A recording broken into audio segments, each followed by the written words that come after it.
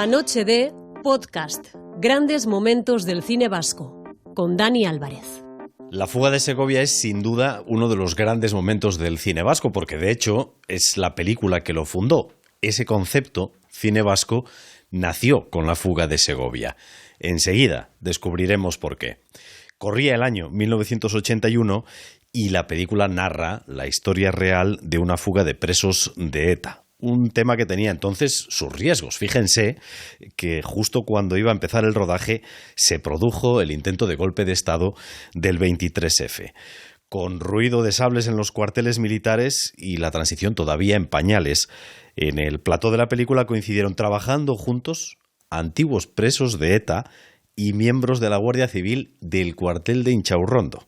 Y la convivencia entre unos y otros dio lugar a situaciones asombrosas. Para charlar de todo ello está con nosotros el director de La fuga de Segovia, el gran Imanol Uribe. Imanol, lo primero de todo, muchas gracias por recibirnos en tu casa. A vosotros. Vamos a poner un poco de contexto porque es posible que la memoria se nos vaya disipando.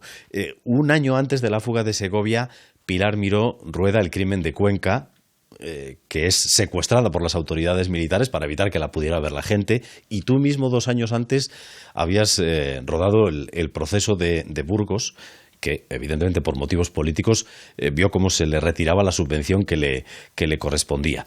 Antes de La fuga de Segovia, en algún momento dijiste, mira, paso de líos y me dedico a hacer otra peli. No se me pasó nunca por la cabeza eso, ni hablar.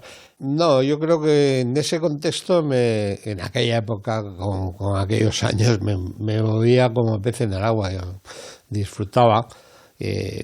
Bueno, de alguna manera estaba descubriendo un poco mis orígenes, ¿no? Yo había nacido en El Salvador y era una manera había estudiado en Madrid y había conocido Euskadi, claro, con mis abuelos en las vacaciones y demás, pero no había vivido directamente allí, ¿no? Y era una manera de descubrir un poco Euskadi y eso me ponía. Pero sabes que te ibas a enfrentar a dificultades, no vivíamos en el paraíso de las libertades, ¿no? No, había muchas dificultades, pero bueno, eso, el riesgo tiene su aquel, ¿no? Es como en el casino, ¿no? La adrenalina que te produce el riesgo es muy potente. Tú mismo has dicho en algún momento que sufriste un ataque de pánico el primer día de rodaje, por la propia envergadura de la película, ¿no? Porque fueron 14 semanas de rodaje. ¿Cómo superaste ese pánico? Bueno, es verdad, en Tolosa, el primer día que de repente llego allí, estaba todo el equipo, un montón de gente, todo preparado, y dices, ahí va, ¿dónde me he metido? Tendré algunas ganas de salir corriendo de allí y no parar, pero bueno, superado ese momento de crisis inicial, luego ya todo fue. Yo creo que le pasa a todo director con su primera película, ¿no? Que es un momento porque el proceso era una película documental, que es otra historia, pero una película de ficción con un equipo de, yo qué sé, 80, 90, 100 personas, pues llega un momento y tú vas preguntándote cosas, llega un momento que te angustia la primera vez, luego ya se convierte en un vicio. ¿Llegaste a pensar que quizás no eras capaz de tirar adelante? Sí, hubo un momento ahí de crisis que duró 5 minutos, pero bueno, lo superé. Ajá. ¿Cuántos años tenías? A ver, que haga memoria, 30. 30 años. 30 años. Y era lo más grande a lo que te habías enfrentado profesionalmente, quiero decir. Sí, por supuesto. La verdadera fuga de la prisión de Segovia fue el 5 de abril del 76. Excavaron un túnel durante 6 meses para llegar al colector de aguas fecales y de ahí a la libertad. Se fueron 29 prisioneros, 24 de ellos vascos, entre los que estaba Ángel Amigo, luego periodista, que escribió un libro sobre la fuga, Operación Poncho, que me gustaría saber cómo llegó a tus manos y cuándo decidiste adaptarlo al cine. Pues en el Festival de San Sebastián del año anterior. O sea, yo había presentado el proceso Burgos y estando ahí en el festival me había basado en un libro de Órdago y de la editorial Órdago acababa de publicar el de Ángel Amigo, La fuga a Segovia, y lo compré allí durante el festival y me pareció que ahí había una película. Entonces ya me puse en contacto con Ángel para ver si escribíamos un guión juntos, ya intentaría yo buscar la producción en Madrid. Claro, en Madrid nadie se atrevía a meterse en esa producción. Y al final acabó el propio Ángel haciendo de productor. Él empezó como guionista y acabó como productor, ¿no? ¿Qué respuestas te encontrabas cuando pedías dinero para una peli sobre la fuga? Imposible. No, en aquel momento todo el mundo te decía que no, que eso que era una locura, que cómo ibas a meter dinero ahí. Es cierto que, digamos, la inspiración de La fuga de Segovia viene de Fuga de Alcatraz, de Clint Eastwood. No, más que la inspiración fue un modelo a seguir, digamos, de alguna manera. La propuesta de Ángel Amigo era intentar demostrar que en Euskadi se podía hacer cine a semejanza del cine americano, salvando todas las distancias, por supuesto. Y entonces la referencia era un poco La fuga de Alcatraz en cuanto a película de género, ¿no? En ese sentido. Y sí, era un modelo a seguir. Teniendo en cuenta que en el cine las películas de fugas, de cárceles, son un clásico, ¿hubo alguna escena, alguna parte que dijeras, joder, esto pasó de verdad, pero mejor no lo voy a meter porque va a parecer que no es cierto? Sí, hubo varias cosas que contaban los presos, porque en la película había bastantes expresos que participaban en la historia, ¿no? Y entonces contaban de repente algunas cosas que decía, bueno, eso no lo vamos a contar porque no se lo van a creer, y es verdad. O sea, por ejemplo, recuerdo una que contaban que es a la salida del túnel. Se cruzaban con unos gitanos y no sé qué, y les aplaudían porque creían que era un equipo de fútbol que estaba saliendo había un campo de fútbol ahí cerca, y entonces claro, dices, no puedes coger el final de la fuga, que salen del agujero y que hay unos gitanos que les están aplaudiendo, ¿no? Porque no se lo creen ni Dios. No tenías a Steve McQueen ni a Clint Eastwood, pero sí a Ramón Barea o al fallecido Alex Angulo para La fuga de Segovia, que creo que además fue su primera película, junto a otros muchos, porque el reparto, claro, visto hoy es espectacular, ¿no? Patxi Bizquert, Ovi Monllor, Virginia Matá, Xavier Elorriaga, Santiago Ramos, antes de hacerse conocido como actor de comedia. ¿Cómo fue la selección del reparto? Pues como todas, quiero decir que cada película es un mundo, ¿no? Y entonces aquí teníamos, por un lado, la posibilidad de acceder a presos expresos exfugados de Segovia, que hicieran sus propios papeles y sobre todo que trabajaran con los actores que representaban sus papeles, ¿no? Y entonces, es más, hubo algún caso en el que yo había elegido un actor que luego no va a decir su nombre, nada más que luego fue un pequeño drama. Había elegido un actor para hacer un papel y tenía al verdadero viendo cómo ensayábamos. Y entonces a mí no me gustaba cómo se movía, etcétera. Y hubo un momento determinado que dije, mira cómo lo hace el verdadero. Y claro, la diferencia fue tan espectacular que lo sustituí, claro, al actor por el verdadero.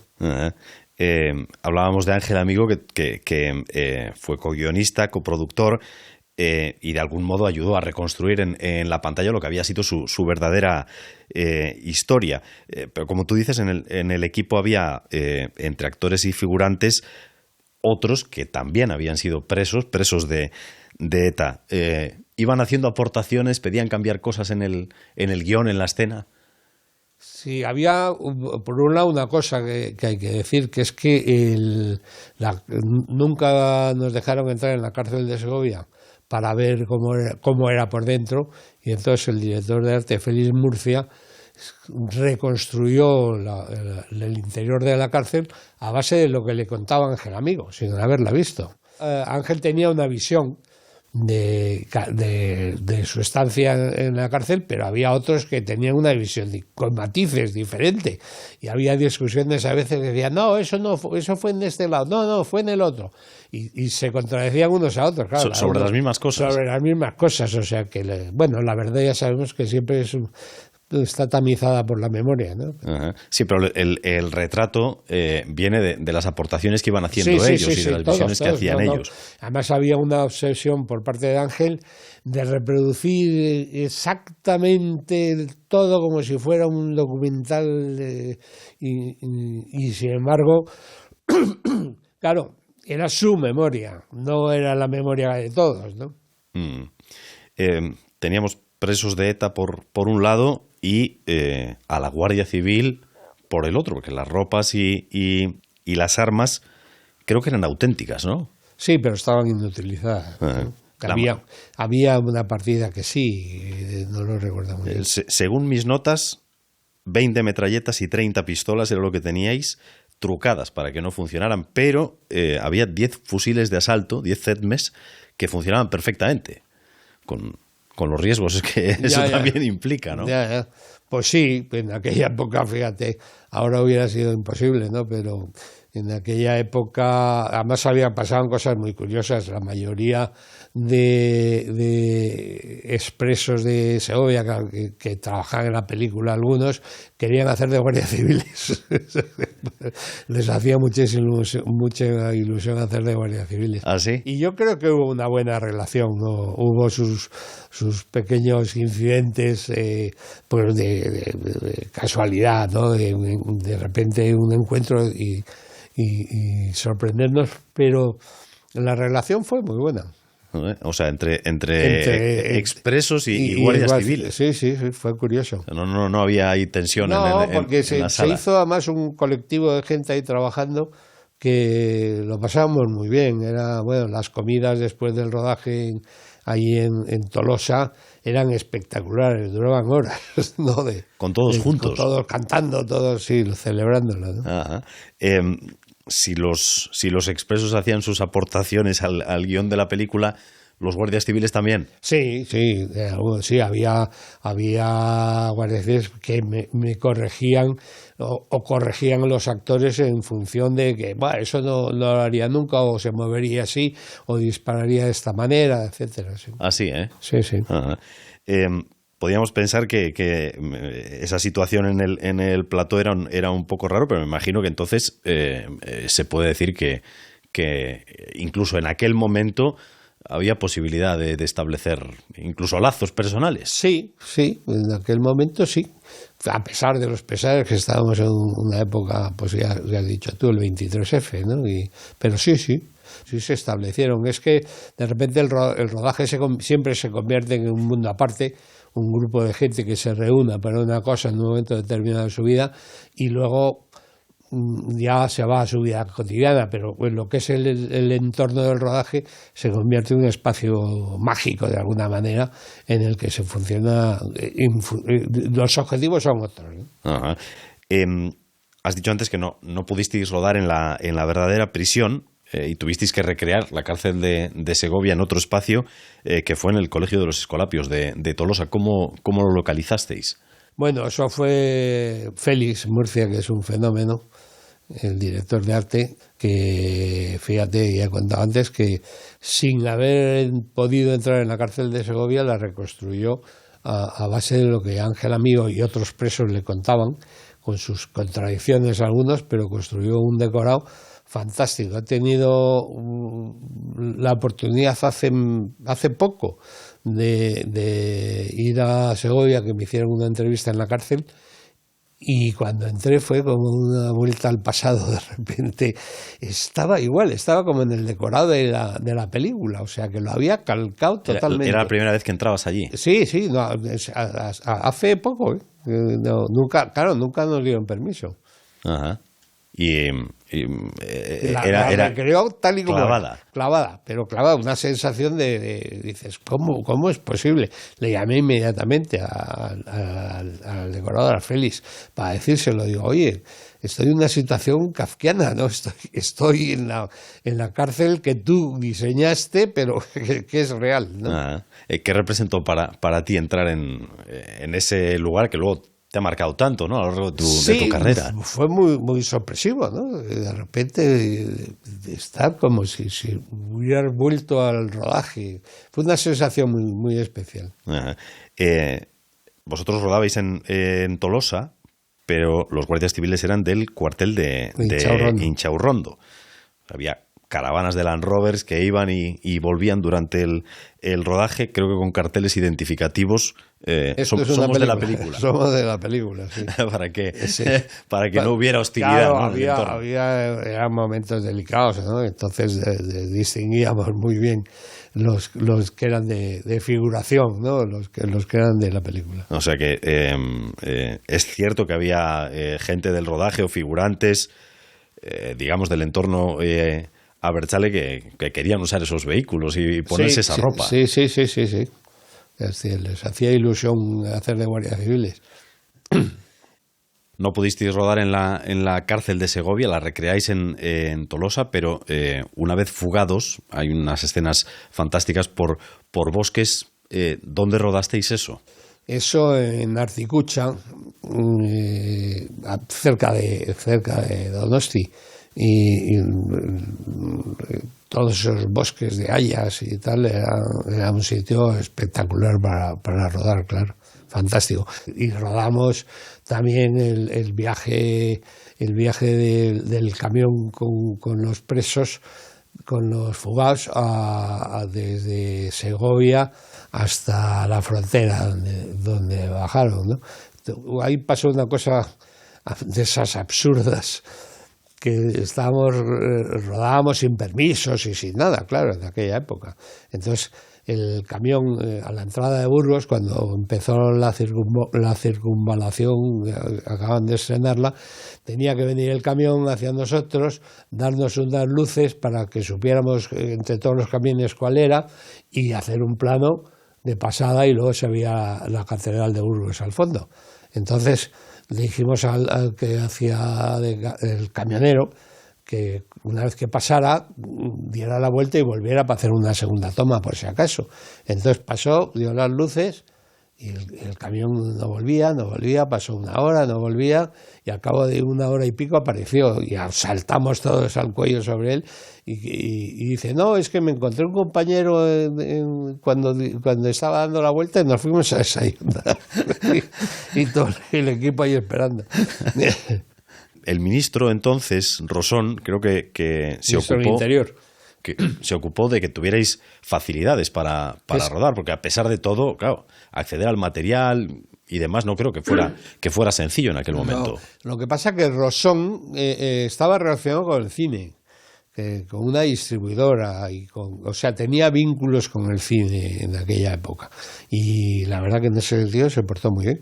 Nos dio todo tipo de facilidades. Y eso nos lleva al 23F, que hemos mencionado antes, porque se dice que solicitasteis el permiso para acceder a las armas y a los uniformes en la misma mañana del 23F. ¿Dónde estabas aquel día? ¿Qué estabas haciendo? Bueno, ¿cómo lo recuerdas? No, lo recordamos, todos lo recordamos perfectamente, ¿no? Estábamos en la oficina de producción, que eran una habitación, una suite del María Cristina antiguo. Todos vivíamos en el María Cristina, todo el equipo, en el antiguo. Y la productora estaba, o sea, las oficinas de producción estaban allí en una suite del María Cristina. Entonces, a eso de las 6 y pico de la tarde, sonó el teléfono, que yo no lo solía coger, pero bueno, estaba al lado y lo cogí, era una periodista de Vitoria, amiga, que llamaba y decía, ¿os habéis enterado de que han asaltado el Congreso? Y digo, no, y me volví y digo, Me dice esta amiga periodista que acaban de asaltar el Congreso y y desapareció todo el mundo de allí, de la sala de producción. Nos quedamos Benito Raval, que es el hijo de Paco, y yo. Benito era el ayudante. Y todo el mundo desapareció. Por miedo. Sí, por miedo, claro. Algunos se fueron bueno, se escondieron todos. Se escondieron todos porque había mucho sex ahí en el grupo, ¿no? Y yo recuerdo haber pasado esa noche con Benito, hablando con Paco Raval, porque Paco lo que hizo fue, me parece que cogió a Asunción y él y se fueron enfrente de la embajada italiana y aparcaron allí por si acaso, y nos llamaba de vez en cuando desde una cabina al hotel, y bueno, y acabamos a las 4 de la mañana en un sitio que había muy famoso en aquella época en Donosti, que era La Maruja, ahí celebrando después del mensaje del rey, ¿no? Cuando ya se sofocó la situación. Bajó un poco la tensión. No, pero llegaste a temer que se podía ir todo al garete. Bueno, dimos por hecho que se iba todo al garete en un momento determinado, ¿no? Te refieres al antiguo María Cristina, porque hablamos del mismo María Cristina, pero antes de la Reforma. Exactamente, es el mismo edificio, el exterior es el mismo, lo han conservado muy bien y por dentro hicieron maravillas. Lo de antes ya se había quedado muy antiguo, pero para nosotros era una gozada, seguía siendo como muy emblemático. Estaban a punto de cerrar, había muy poca gente y el equipo tomamos el hotel completamente. Además, en fuera de temporada, yo estuve viviendo en el María Cristina desde enero a julio, agosto. Todo el tiempo, y el equipo pues lo que le correspondía a cada uno, ¿no? Entonces era como un sitio que era nuestro. Venía algún que otro viajante despistado, pero el hotel era nuestro. Pasábamos allí, llegábamos a hacer batallas campales en el hotel y bueno, de hecho, muchos años después fui al festival en el nuevo María Cristina. Y un conserje, llegué y me dice, ¿le pongo en su habitación? Y digo, bueno, pues sí, ponme en mi habitación, que era la 211. Fue tu primer largometraje no documental, La fuga de Segovia, y también la primera película subvencionada por el gobierno vasco. Sí. Dice Ángel Amigo que así se demostró que se podía hacer Euskadi también a través del cine. Sí. Se suele decir, por todo esto, que esa película, tu primera película, supone el inicio del cine vasco. ¿Estás de acuerdo con esto? Bueno, mirándolo de una manera modesta, sí. Quiero decir que, bueno, no se había hecho ficción hasta ese momento. Además, la intención era un poco a largo plazo. La intención de Ángel era fomentar un poco la producción de cine allí. Entonces, los técnicos, por ejemplo, había técnicos muy cualificados que venían de Madrid, pero todos los ayudantes, por ejemplo, el jefe de equipo de arte, que era Félix Murcia, venía de Madrid, pero después tenía un montón de ayudantes y tal, no sé qué, o meritorios, intentaba incorporar gente de allí, ¿no? Así en todos los departamentos, incluso con los actores. Entonces había voluntad de crear puestos allí con continuidad. De hecho, en la última película que he rodado, en la penúltima que he rodado, el director de producción era eléctrico en la fuga de Segovia. Y hay mucha gente que nos encontramos con el paso de los tiempos, que a veces hay gente con la que no me he vuelto a encontrar desde entonces, y de repente te encuentras y todo. Claro, fue una primera película para muchísima gente, ¿no? Y entonces eso sí lo recuerdas, ¿no? Cuando la primera, ¿no? Entonces sí se puede decir que sería el acta fundacional del cine vasco como tal. Mirándolo desde ese punto de vista, sí. Tú eres un vasco nacido en El Salvador. Tus padres eran de Guernica. Mi madre de Bilbao, como diga que me estará por ahí, murió hace un par de años, pero que no diga que es de Guernica y Bilbao, con cuidado. van a Centroamérica y montan una fábrica. Y tú vives en El Salvador hasta los 7 años. Sí. Y después volvéis. No, yo volvía solo con mi hermana a estudiar. Yo estuve en los jesuitas de Tudela primero en Bilbao, en los jesuitas en Indauchu, y luego en Tudela hasta los 14 años. Y cuando ya a mis 12 años volvieron a España y se fueron a vivir a Alicante porque el negocio que tenía mi padre era de calzado, igual que mi abuelo en Guernica, ¿no?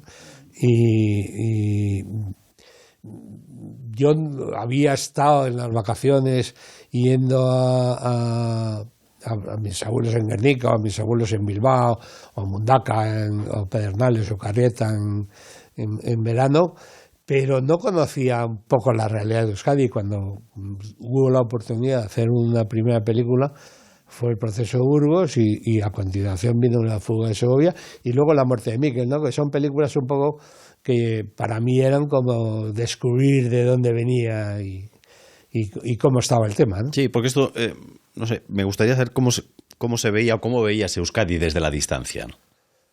Bueno, yo la conocía tampoco la desconocía del todo. O sea, en mis vacaciones y con todos mis primos que todavía viven allí, con mucha gente sí tenía conocimiento un poco de lo que pasaba en la calle, ¿no? Y demás, pero más en profundidad no, porque eran visitas de verano, ¿no?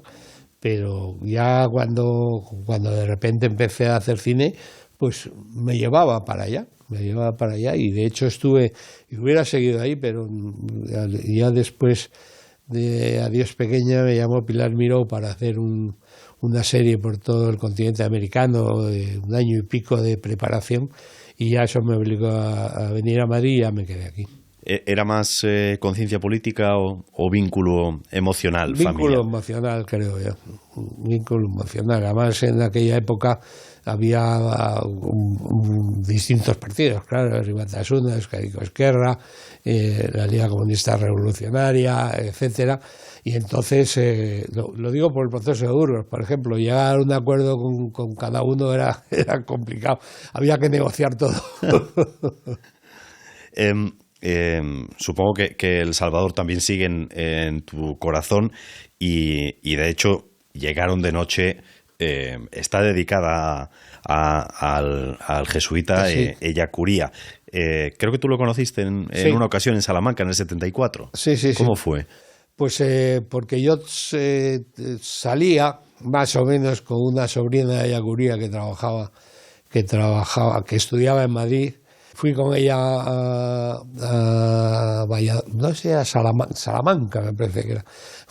Me acompañó ella, me lo presentó y estuvimos charlando. Pues eso, aquí un amigo y nada más. Pero bueno, me quedó un poco grabado el personaje y siempre se quedó ahí en el fondo la posibilidad de ahí hay una película, ¿no? Uh-huh. Y ya años después, pues la retomé. En Madrid estudias periodismo y después dirección cinematográfica y hoy en tu trayectoria tienes 3 Goyas, nominaciones, conchas de oro en el Festival de San Sebastián, menciones en otros muchos festivales. Cuando vuelves a ver La fuga de Segovia, que no sé si lo haces con cierta frecuencia, te dices a ti mismo, esto lo habría hecho de esta manera, esto de otra, cambiaría esto. No, nunca veo, intento no ver nunca las películas. A veces no te queda más remedio porque hacen un libro y tienes que hablar y ya no me acuerdo de las cosas y entonces te las ves, pero no me gusta nada verlas, ¿no? Si cambiaría cosas, pues no. Eso lo peor que te puede pasar en un rodaje, que me ha pasado alguna vez, es que ruedes una secuencia y antes, cuando se rodaban celuloide y demás, y te digan, ha habido un problema en el laboratorio y la tienes que repetir. Entonces, para cortarse las venas, o sea, repetir, te quiero decir, el rodaje, lo que tiene a mí de atractivo el cine, por lo menos, el rodar es el momento creativo más espectacular. Estar en rodaje con 80 personas preguntando qué tienen que hacer y tú ahí con la adrenalina a tope y entonces en esas condiciones haces cosas que no harías habitualmente diseñándolas en tu casa, ¿no? Entonces las haces una vez, pero hacerlas 2 veces es un palo muy terrible. Me ha pasado alguna vez repetir secuencias, por eso yo no tocaría nada de lo que he hecho, para bien o para mal, ahí está, pues ¿qué le vamos a hacer? O sea, ese fue el momento, ¿no? Eso es lo grandioso que tiene el cine, ¿no? Que es un momento creativo que se va a quedar ahí para siempre y que tienes que aprovechar todos los elementos que tengas en ese momento. O sea, ¿no? que te niegas a hacer una revisión de... Yo no veo las películas habitualmente, no las suelo ver. No, a no ser que no me quede otra, ¿no? Pero... y si alguien del equipo te pide alguna sugerencia de corrección, etcétera, ¿eso cómo lo llevas entonces? ¿En rodaje? Sí. Sí, hombre, yo escucho a todo el mundo. En rodaje el cine es un trabajo de equipo. Obviamente no es del director ni del protagonista, no, es un trabajo de equipo y cada uno pone su parte, ¿no? Y entonces la suma de todos es lo que da el resultado final, ¿no? Entonces yo en rodaje estoy atento a cualquier movimiento que haga alguien, el jefe de eléctricos que torce el morro o uno que lo está viendo desde fuera, y voy rápidamente a preguntarle qué pasa. Y a veces te das cuenta de que estás ensimismado, que no te has dado cuenta que uno que está viendo desde fuera ve cosas que no funcionan, ¿no? 14 semanas de rodaje. Dice Ángel Amigo que no cumplisteis el calendario de rodaje ni un solo día y que el presupuesto se cuadruplicó y todo se iba retasando. ¿Solo fue un ataque de pánico el que te dio? No, yo iba a buen ritmo, ¿eh? No, es que, claro, Ángel Amigo quería hacer una película de su experiencia y del libro que duraba 3 horas y media o algo así, creo que duró el primer montaje. Era como hacer 2 películas. Y además, de repente tomaba decisiones de que habíamos hecho el agujero en un lado de la galería y porque él estaba fuera y no estaba en aquel momento del rodaje, y cuando volvía decía, no, hay que repetirlo porque estaba en el otro lado de la galería. No, se da igual. No, en el otro lado de la galería. Pues 3 días más, ¿sabes? O sea que hay que ver, se repitió por muchas cosas de ese tipo. No solo por tu culpa. No, por culpa desde luego, solo no. La película se estrena 7 meses después del 23F en el Cinemaldi Donostiarra y recibió el premio Fipresti de la crítica internacional y fue un pelotazo en cines, algo que creo que tú sabes bien porque fuiste a ver las colas a los cines. Sí, claro, ¿no? me hacía una ilusión bárbara, ¿no? Después de fue una aventura increíble. El final fue feliz, digamos, ¿no? Pues podía haber pasado de todo, pero no, el final fue estupendo, enganchó mucho con la gente y nada, tuvo un recorrido muy, muy atractivo, sobre todo en Euskadi. Ya fuera había sitios en los que había problemas por amenazas o por tal, pero bueno, pero fue muy bien en general. Pero en todo caso, no sé si esperabais tal repercusión o tal éxito de público. No, bueno, no sabíamos, ¿no? Nosotros queríamos, por supuesto, pero verlo confirmado, pues sí, fue muy... Es que recaudasteis 120 millones de pesetas de la época y en Euskadi superasteis en taquilla a La Guerra de las Galaxias y a Superman, que se había estrenado un par de años antes. Sí, pues fíjate, qué maravilla. ¿Y nunca has temido meterte en asuntos conflictivos relacionados con Euskadi? Esta, por supuesto, años después, días contados. Ahora, ya que ETA no existe, hay bastantes películas y series que tienen que ver con la historia de ETA. Sin embargo, tú hace años que no te metes ahí.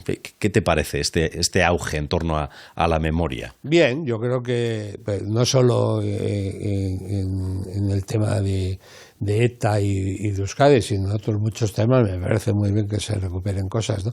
Yo ya puse mi granito de arena en aquella época. Mi interés era más personal de alguna manera que político. Entonces, ya es un tema que superé, ya me enteré de todos los entresijos, de mis orígenes, de todo. Y bueno, eso decía hace poco y hice otra vez Lejos del Mar, que está basada también en una historia de un preso, pero que en principio no ya sacié mi curiosidad en ese sentido. No sé si todavía a día de hoy quedan cosas de aquel rodaje que no se puedan contar o no se puedan contar del todo. Pues sí, todavía quedan. No han prescrito ya. No han prescrito ya y muchas afectan. Bueno, pasa en todos los rodajes, ¿no? Lo que sucede en el rodaje se queda en el rodaje. En cuanto a relaciones personales, en cuanto a 1000 historias, y como aquello fue 14 semanas tan intensas que, bueno, pues pasaban cosas curiosísimas. Bueno, organizábamos batallas en el María Cristina por la noche, los de dirección contra los de decoración, etc. Pero batallas con barricadas, en el antiguo María Cristina. O cosas que no se pueden contar. No estaría mal ver algún día Sí, me gustaría, pero todavía... Una foto de esas de hermanamiento entre expresos y guardias civiles. Sí, todavía... Fíjate, que no se puede contar todavía. Manda narices. Pues muchas gracias, Imanol, por revivir con nosotros este gran momentazo del cine vasco, por recibirnos en tu casa y que sigan los éxitos. Muchas gracias a vosotros por haber tenido que venir hasta aquí. Pero esto ha estado muy bien. Ha estado estupendo. Gracias. La noche de podcast, presentado por Dani Álvarez, dirigido por Eduardo Llorente, guionizado por David Erauskin y Eduardo Llorente y producido por Zoomin para EITV Media.